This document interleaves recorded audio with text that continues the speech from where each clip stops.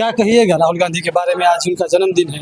आज राहुल जी का जन्मदिन है, हमारे जननायक का जन्मदिन है, लाखों युवाओं लाखों छात्रों की उम्मीद का जन्मदिन है। ठीक है, ये सिर्फ राहुल गांधी जी का जन्मदिन नहीं है, ये लाखों युवाओं लाखों छात्रों की उम्मीद का जन्मदिन है, 125 करोड़ भारतीयों की उम्मीद का जन्मदिन है। जननायक आप बता रहे हैं राहुल गांधी को, जननायक इस देश के लोग राहुल गांधी को मानते हैं? बिल्कुल मानते हैं, उनसे भी बड़ा कोई दूरदर्शी नेता है क्या? जनता नहीं मानती तो जननायक क्यों कहती? ये हम नहीं कह रहे हैं, या उन्होंने नहीं कहा कि मैं जननायक हूँ, या हम नहीं करेंगे। ये देश की जनता उनको जननायक कहती है। अभी ये रिसेंटली देखिए, 2 दिन पहले कोटा में देखने के लिए छात्रों का भीड़ उमड़ गया, आप कल्पना नहीं कर सकते हैं। और उन्होंने पॉलिटिकल स्टंट से हटकर उन्होंने इस कार्यक्रम को या प्रोग्राम को इतना सफल तरीके से बताया कि स्टूडेंट के लिए हम हैं, छात्र के लिए हम हैं, देश के लिए हम हैं, बुजुर्गों के लिए हम हैं, इस देश के सिस्टम के लिए हम हैं। तो अपनी मुखरता से अपनी बात को रख रहे हैं, तो आप उनको जननायक देश की जनता कह रही है ना। अच्छा, एक तरफ आप बोल रहे हैं जननायक बोल रहे हैं, लेकिन बीजेपी के तमाम लोग आरोप लगाते रहते हैं कि राहुल गांधी सेंचुरी लगाने वाले हैं अपने हार की। बीजेपी के लोग, राहुल गांधी जो नाम है ना, उस नाम से लोग खलबलाए हुए हैं। अभी 2 दिन पहले जो प्रोग्राम हुआ है, आधे भाजपाइयों को और जितने सत्ता में बैठे मंत्री और संतरी है, नींद नहीं आएगा अभी 10 दिन तक। ठीक है, और भाजपाइयों को राहुल जी का सेंचुरी का चिंता है। सबसे पहले कह रहे हैं कि देश के शिक्षा मंत्री का आप इस्तीफा लीजिए, सेंचुरी बाद में देखिएगा। जिस व्यक्ति को लड़ना है, जिस व्यक्ति को जीतना है, उसको चिंता नहीं है कि हमारी सेंचुरी क्या है, हमें क्वार्टर सेंचुरी हाफ सेंचुरी में रहना है। आपको क्यों चिंता पकड़ा है भाई? आप अपना देखो ना। जितनी हवाबाजी इनकी सरकार में, जितनी मतलब शर्मनाक हो गई इनकी सरकार के सिस्टम को, इनका सिस्टम पूरा खत्म हो गया है। जैसे आप बताते हैं कि देश में जैसे नीट जैसे छात्र एग्जाम के उसमें छात्र अपना सुसाइड कर ले रहा है, हाँ? उनका चिंता इनको नहीं है। ठीक है, कोटा में पढ़ रहे बच्चों का भविष्य खतरे में है, उनका चिंता नहीं है। देश का युवा सड़क पे मार खा रहा है, उसका चिंता नहीं है इनको। ठीक है, देश की शिक्षा व्यवस्था दुरुस्त हो गई, उनका चिंता नहीं है। लेकिन राहुल जी की सेंचुरी का इनको चिंता है। आप सीधा सीधा समझिए इस बात को कि देश में इनको देश के लोगों से कोई मतलब नहीं है, देश के लोगों से, देश के सिस्टम से कोई मतलब नहीं है। इनको बस एक ही चीज़ से मतलब है, एक इनका मित्र और दूसरा राहुल गांधी क्या कर रहे हैं, राहुल गांधी विदेश जा रहे हैं, राहुल गांधी छात्रों से क्यों मिल रहे हैं, राहुल गांधी युवाओं से क्यों संवाद कर रहे हैं। बस इससे दिक्कत है। राहुल गांधी ऑटो ड्राइवर के साथ बैठ के क्यों खाना खा रहे हैं, राहुल गांधी ट्रैकमैन के साथ क्यों घूम रहे हैं, राहुल गांधी कूली के पास क्यों जा रहे हैं, बस इससे चिंता है।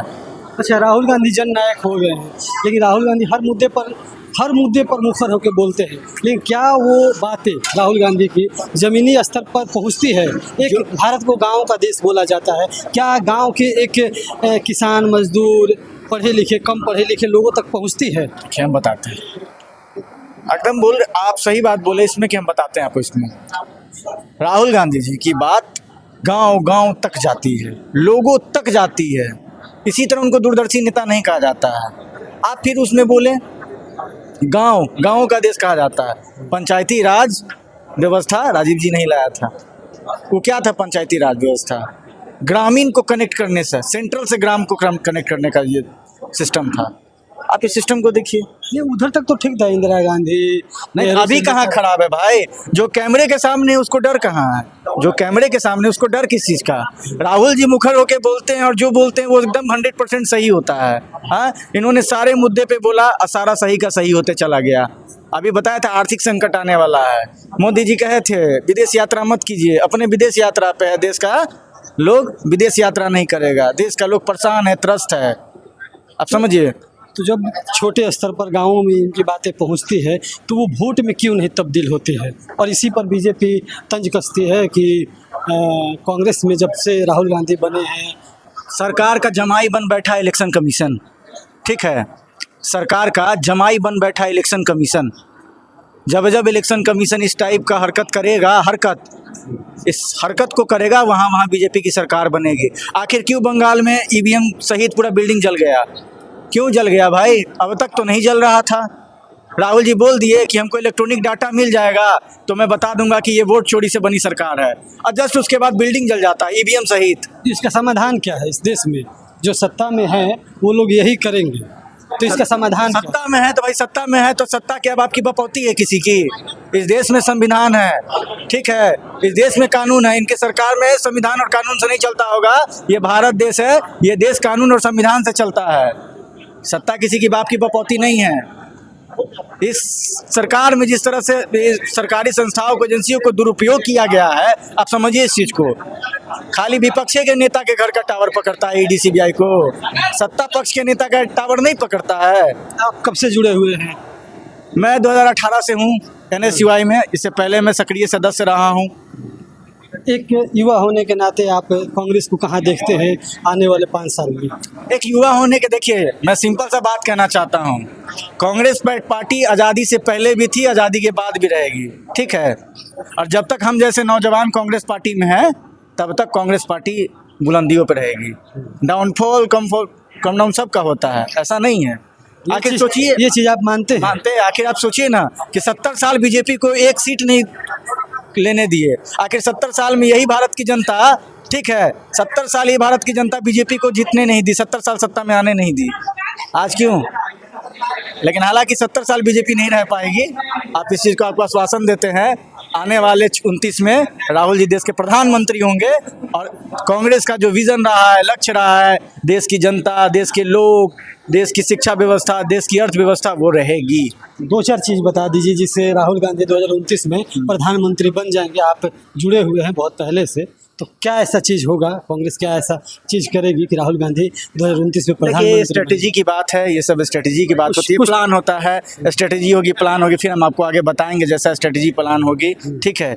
देश के युवाओं का क्या सोच है, देश के युवा क्या सोचते हैं, देश के युवा राहुल गांधी को अपनी उम्मीद समझते हैं। तो आगे आप देखिए कि अभी जैसे फर्स्ट टाइम वोटर 2014 में महामानव को ला के बैठाई, अभी फिर फर्स्ट टाइम वोटर आएगा, राहुल जी को जस्ट लाइक राहुल जी को लोग पसंद करते हैं। हम जैसे युवा जब राहुल जी को पसंद करते हैं तो और भी लोग पसंद करेंगे। दूसरी चीज, आप एक चीज देखिए, एक बीपीएससी का आंदोलन उठा के देख लीजिए।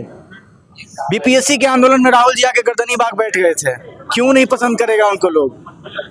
क्यों नहीं पसंद करेगा? लेकिन ये सारी तमाम चीज़ें वोट पर आके रुक जाती है कि जो युवा, जनता चाहती है कांग्रेस पार्टी को, जनता चाहती है राहुल गांधी जी को प्रधानमंत्री बनाना, इलेक्शन कमीशन नहीं चाहता है। तो फिर इसका निदान क्या है? यही हम आपसे बार बार पूछ रहे हैं। हम लोग गांधी तरीके, गांधी जी को मानने वाले लोग हैं, सावरकर को मानने वाले लोग नहीं है कि बात बात पे माफी मांगने वाले लोग नहीं हैं।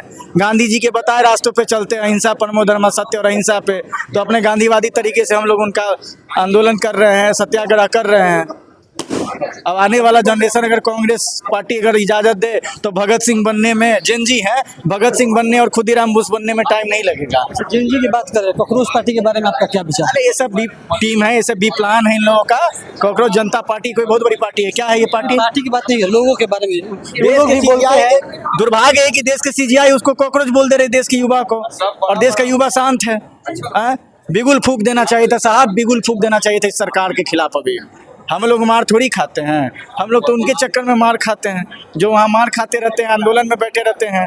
हाँ, देश का युवा, मैं यही कहूँगा कि देश के युवाओं को जागना पड़ेगा। अब सोए हुए हैं आप, कंप्लीटली सोए हुए हैं। जब तक नहीं जागिएगा तब तक आप JP गोलंबर पे लाठी खाइएगा, जंतर मंतर पे लाठी खाइएगा और गर्दनी बाग में लाठी खाइएगा, जब तक नहीं जागिएगा, ठीक है। सरकार है, रिश्तेदार नहीं चुन रहे, सरकार चुन रहे हैं। आने वाले समय में सड़क पर जिस तरह से सत्याग्रह और आंदोलन होगा, देखिएगा कि कैसे युवाओं को कर रहा है। और दुर्भाग्य है कि जब से ये भारतीय जनता पार्टी की सरकार आई है, जिस हाथ में कलम होना चाहिए उस हाथ में हथकड़ी लगा के जेल भेज दे रही है।